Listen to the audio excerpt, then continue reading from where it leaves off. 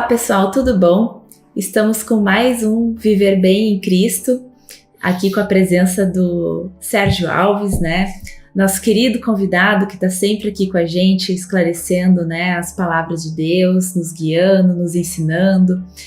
A gente convida vocês a também sempre, né, ao assistirem, mandarem as dúvidas de vocês no nosso e-mail, nas nossas redes sociais, para que a gente também possa, né, tá contribuindo aí com os questionamentos de vocês, tá fazendo essa troca, né, para que todos nós venhamos a crescer em Cristo Jesus. Muito bem-vindo, Sérgio. Uma boa noite a todos aí, né, os nossos componentes aí da coordenação do programa, todos eles sejam abençoados, nossa audiência desse programa que há muitos anos está no ar, né, pela graça de Deus, e é uma oportunidade singular para que a gente coloque para a todos aqueles a quem possa interessar, né, este assunto tão importante, que é um assunto que liberta, que salva as nossas almas, e julgo que esse é o melhor da terra. É a palavra de Deus. Porque a palavra de Deus é Cristo, né? Então quem tem a palavra tem Cristo também. Isso aí, então vamos lá. Hoje o tema aqui, né, pra gente conversar é sobre alegria em Deus, em Cristo, né? Como que a gente, com tantas tribulações, com tantas preocupações, né, nos nossos dias, ansiedade, né, vários sentimentos que nos rodeiam, como que a gente consegue, né, como que Cristo traz essa alegria? Tem diversas palavras em Filipenses 4, João, Tiago, Romanos, né, tantas palavras aí que falam sobre a alegria em Cristo, para a gente se alegrar em Cristo Jesus, que Ele é o nosso suprir. Mas a gente sabe, né, que a prática é difícil, a gente precisa lutar, né, para alcançar essa alegria. Então eu queria que o pastor conversasse um pouquinho, contasse um pouquinho pra gente, assim, como que a gente pode atingir essa alegria, né? Como conquistar isso com Deus? Em primeiro lugar, assim, a gente tem que entender que a alegria é uma virtude de Deus. Ela não é intrínseca, inata no homem. O homem pode ter alegria por vários motivos, mas a alegria perfeita, a alegria que é aquela verdadeira, é aquela alegria que é proporcionada pela natureza divina. Veja bem, nós, desde que nascemos, nós nascemos sem a natureza de Deus. Somos criaturas de Deus, mas não temos a natureza de Deus. Então, uma natureza humana e natural é a nossa natureza desde que nascemos. E essa natureza, ela tem uma característica, ela se alegra só com as coisas externas. Nunca tem uma profusão interna de alegria, porque aquela pessoa não tem a natureza divina ainda. Então, a alegria imperfeita, que eu te chamo, defeituosa, é aquela alegria condicional que é produzida por pessoas e coisas aqui fora e entra para dentro de nós os fatos que geram alegria ou tristeza na nossa vida.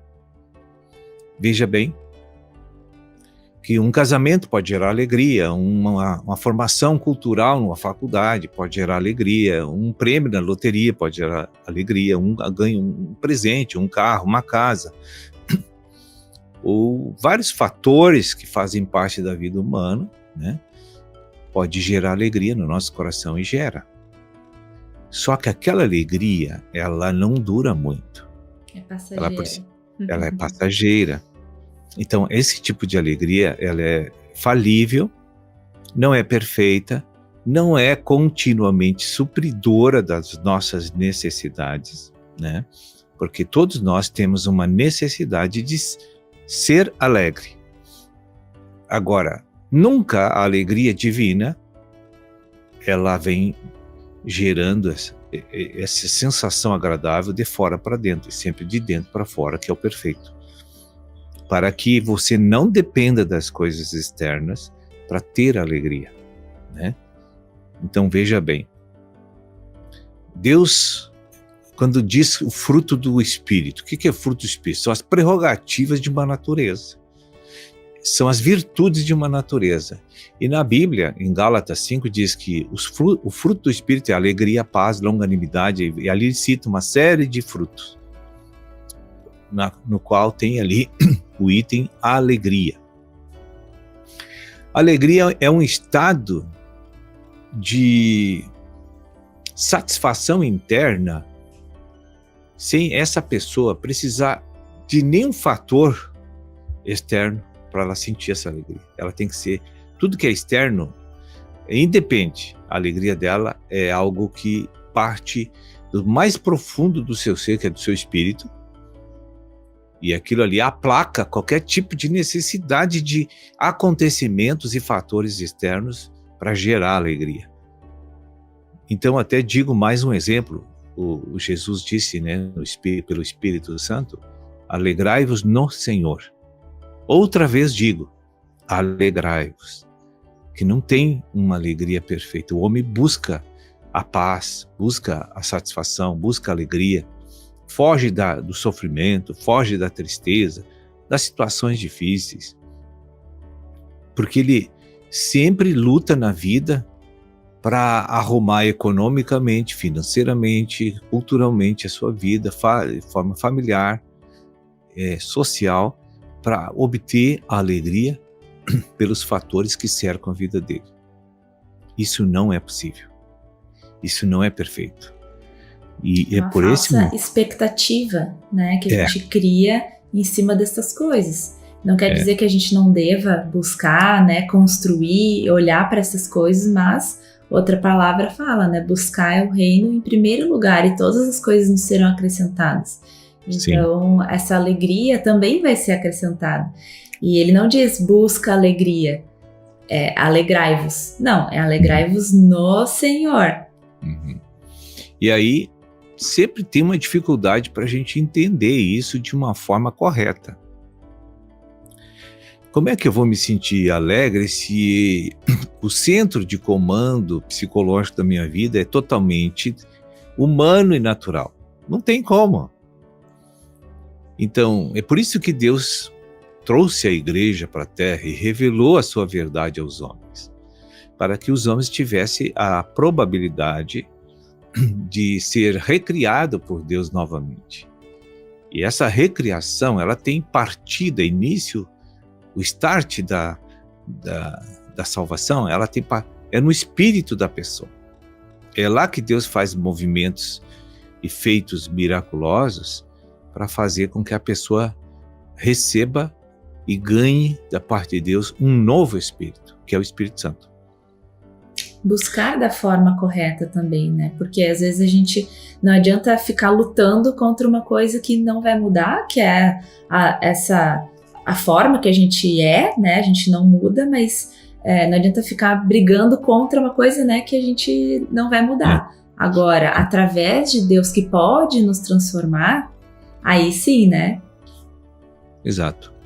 Então, quando a recriação acontece, ali já está tudo que você precisa para ser bem-sucedido e vitorioso e salvo e eterno. Então, muitas vezes uma pessoa chega na igreja, recebe Jesus como Salvador e se batiza, ela foi recriada. Então, tudo que ela precisa para receber uma restauração plena e completa de todo o seu ser já está dentro dela, que é o Espírito Santo. E esse Espírito Santo, junto com a palavra e com o ministério, que é a igreja, vão trabalhar naquela vida para fazer a mudança de concepção mental que ela tem a respeito de todas as coisas, dela, do mundo, dos outros, tudo. Ela vai mudar suas opiniões, né? Veja bem o paradoxo, é dando que se recebe. Isso é uma lei divina. Se você não dá, você não recebe, né? Não julgueis. As pessoas que você conversa no mundo, elas acham impossível de você não julgar. Egoísmo, por exemplo. Como mudar o egoísmo, porque toda a nossa vida é voltada para nosso próprio ser. Nosso cuidado é para nós, nossa preocupação é conosco.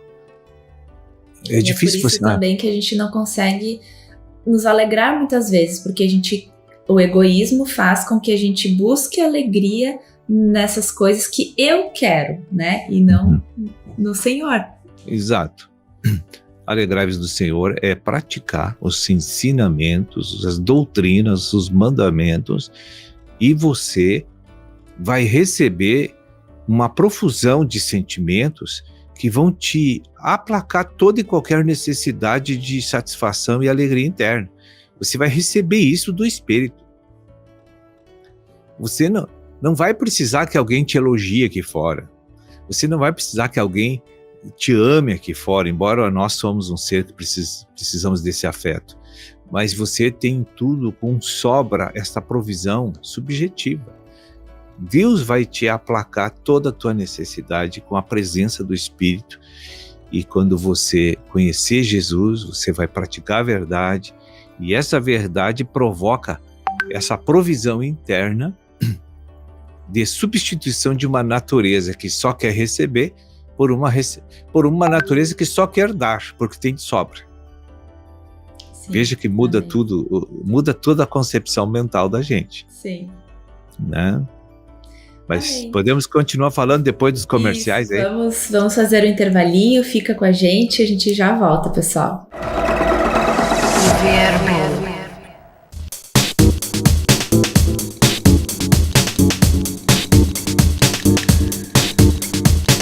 Estamos de volta, então, ao Viver Bem em Cristo. Aqui no nosso segundo bloco, a gente vem falando sobre como a gente pode se alegrar em Deus, né? Que é uma virtude do Espírito de Deus que traz pra gente, né? Que a gente precisa buscar Deus, viver uma vida com Cristo, e Ele vai nos suprir, Ele vai trazer e gerar essa alegria dentro de nós, que vai ser mais que suficiente, né? Para transbordar ainda mais, né? Alegria, felicidade. E nesse sentido, Pastor Sérgio, eu queria falar um pouco da tristeza, né? A gente falou em como se alegrar, mas como combater a tristeza? Porque a tristeza é normal, né? Ela existe, ela é comum, né? É normal.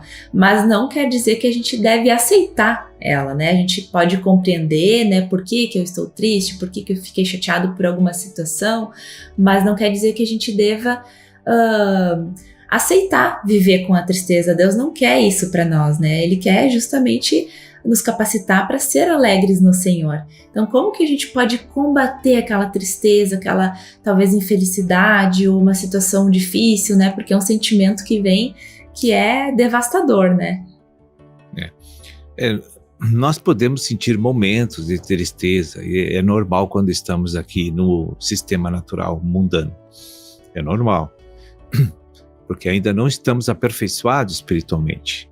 Então vai haver circunstâncias que vão acontecer, que venham a contrariar, que venham a decepcionar, venham a frustrar nossa vida, e a gente então vai receber aquele impacto negativo dentro da nossa alma, que é nossas emoções. Nós sentimos as emoções, devido ao que a nossa mente capta aqui fora, dos acontecimentos que são contrários aos nossos interesses, nossos querer, prejuízos, traições, essas coisas todas. Então, isso vai impactar a gente, porque nós não temos nível espiritual para nos tornar ainda imune a essas coisas. Agora, eu posso dizer para você tranquilamente que a tristeza não existe. A tristeza é a ausência da alegria. Aí, se você pensar sobre isso, você talvez chegue a uma conclusão rapidamente de que é uma grande verdade, né? Aí, muitas vezes perguntam, o frio existe? Não, é a ausência de calor, né? Aí você continua perguntando, então o que vai prevalecer eternamente? Você tem que pensar nisso, né? Então, o frio não existe, nem o calor. Eternamente não tem temperatura, né? Nós vamos ter um estado de vida que não conhecemos, mas que não teremos falta de nada e temos tudo de sobra para liberar, né? Então, se uma pessoa, aconteceu um fato e a pessoa está triste, como ela resolve isso? É fácil. Dentro dela mora, se ela é cristã, né? Se ela é cristã, dentro dela está morando o Espírito Santo, o provedor de todas as coisas. Ah, mas eu ainda fui muito afetada por isso aqui. Então, tu tem que desafetar, então. Não sei se existe essa palavra. Porque você vai ter que levar a tua mente para a verdade, que é a única maneira de se livrar da tristeza. Você tem que ir para a verdade, compreender a verdade e se revestir da verdade para viver os teus dias. Porque senão você vai viver triste, porque esse mundo só causa decepção para nós. Sim. São pequeníssimos momentos que o mundo te oferece alegria, né? Veja bem que no mundo as pessoas, para conseguir se divertir, têm que tomar uma porção de álcool, tem que ingerir uma coisa lá que deixa eles meio fora do ar, porque com a cara limpa eles não conseguem sentir alegria, porque eles não conseguem se moldar para receber essa alegria.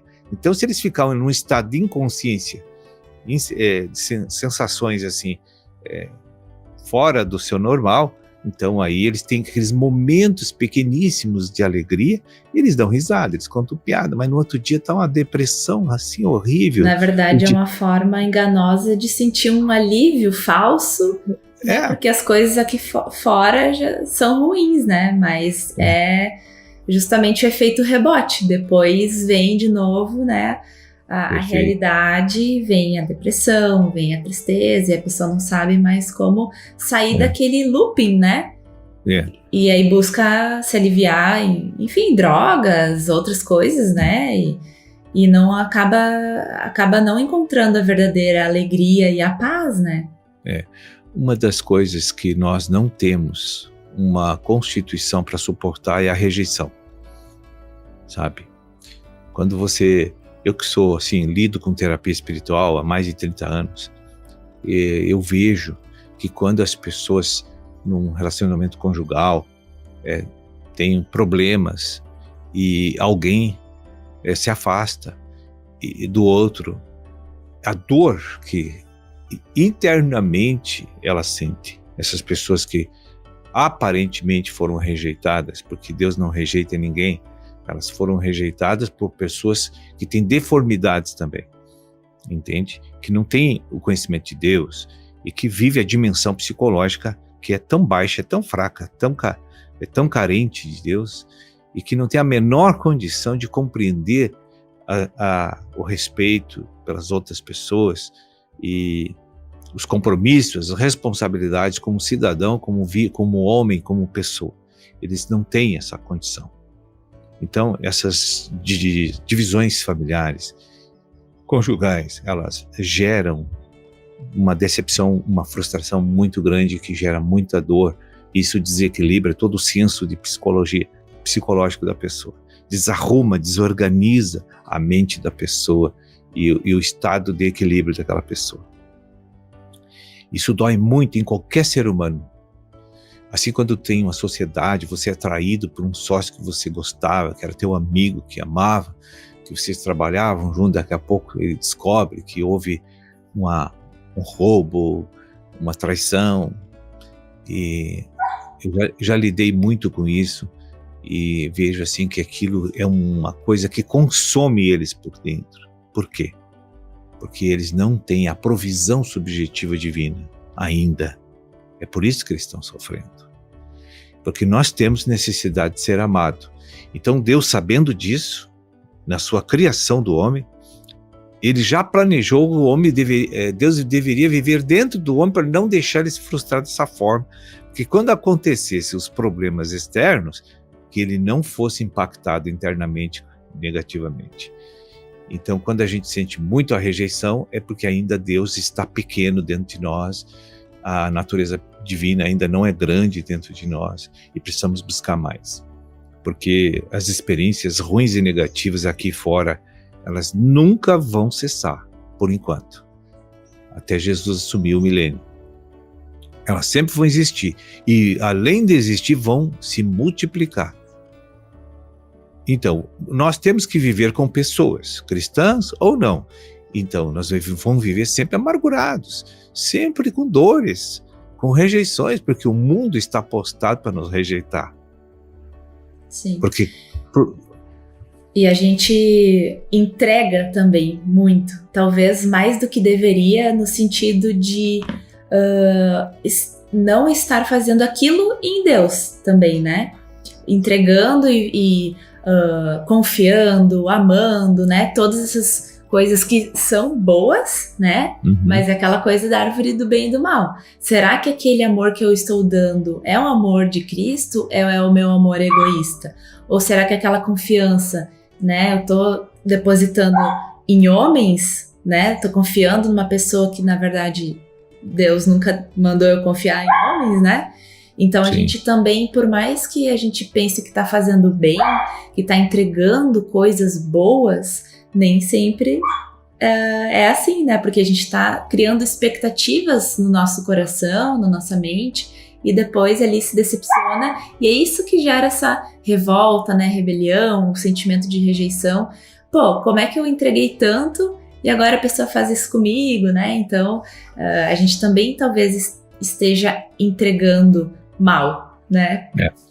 Veja bem, então, nesse caso que você citou, o amor também não é perfeito, que é destinado às pessoas. Ainda é um amor natural. É um amor que se doa, mas espera algo em troca. Então não é o perfeito amor que Deus preceitua para cada filho dele. Porque quando eu vou me unir a uma pessoa, seja para negócios, matrimônio, eu tenho que ter uma clareza dentro de mim da verdade. Porque eu não estou entrando para receber coisas, e sim para dar.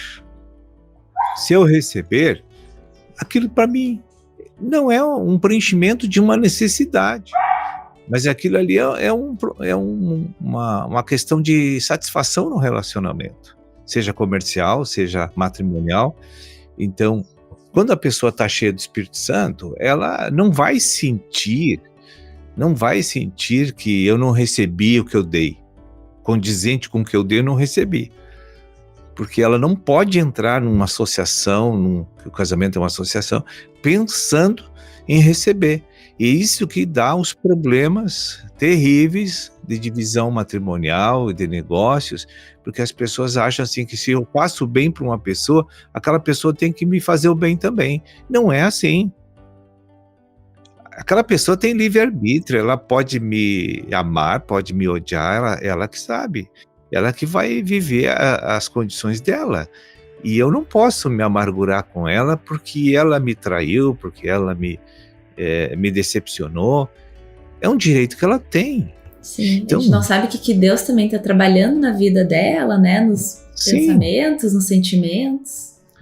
Então, é muito sério a pessoa assumir esses contratos sociais, né? Sem estar sabendo que nós não temos que entrar nessas relações para receber, e sim apenas para dar, porque o nosso dar, segundo Deus, restaura o outro que não é bom. Entende? Faz a pessoa ficar pensando depois, faz a pessoa refletir. Bom, eu fui tão canalha, agora essa pessoa me trata tão bem, me perdoou de tudo que eu fiz. Tu tá pregando Deus para aquela pessoa com teu comportamento, com tua conduta santa, porque é santa porque tu tá seguindo orientações do Espírito de Deus. Agora hoje, você olha para o mundo, as pessoas desconhecem completamente Deus. E nem querem saber de Deus porque acham que são autossuficientes, né? Eles pensam que são autossuficientes e que vão chegar a uma plena redenção com sua própria cultura, sabedoria, né? Então é isso aí. Amém. Então vamos encerrando por aqui. Mais um Viver Bem em Cristo. Sérgio, muito obrigada. Que Deus abençoe muito a vida de cada um aqui que está nos ouvindo, né? E fique conosco acompanhando aí os nossos próximos Viver Bem em Cristo, que vem muito assunto pela frente. Viver Bem.